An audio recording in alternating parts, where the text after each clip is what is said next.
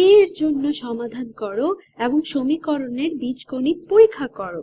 আমাদের আছে a + 5 = 54, অর্থাৎ a + 5 = 54। এটা থেকে বোঝা যায় আমাদের a নামে একটি সংখ্যা বা চলক রয়েছে এবং আমি এর সাথে 5 যোগ করে 54 পাবো। তোমরা এটি মনে মনেও হয়তো করতে পারো, কিন্তু এখানে আমরা আরো সুশৃঙ্খল পদ্ধতিতে করব, কারণ এটা তোমাদেরকে আরো জটিল সমস্যা সমাধান করতে সাহায্য করবে।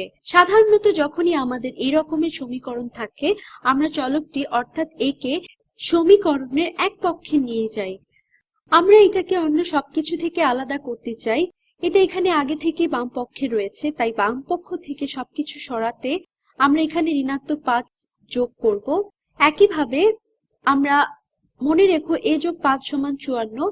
আমরা যদি সমতা ঠিক রাখতে চাই তাহলে সমীকরণের বাম পক্ষে যা করব ডান পক্ষেও ঠিক একই কাজ করতে হবে। তাহলে আমরা ডান পক্ষেও ঋণাত্মক 5 বিয়োগ করলাম। সুতরাং a + 5 - 5 যা হবে a + 0। যদি 5 যোগ করো এবং 5 বিয়োগ করো তাহলে একটি আরেকটি দিয়ে কাটা যাবে।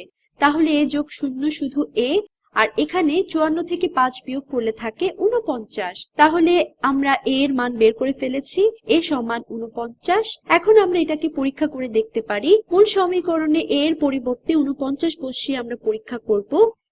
মূল সমীকরণে a এর মান বসিয়ে আমরা পাবো a সমান যদি 49 হয় তার সাথে আমরা 5 যোগ করি, তাহলে 49 + 5 এটা সমান 54। এখন যদি আমরা 49 কে 5 যোগ করি তাহলে 54 হয়। তাহলে আমরা পাচ্ছি 54 = 54। সুতরাং সমস্ত কিছু পরীক্ষিত।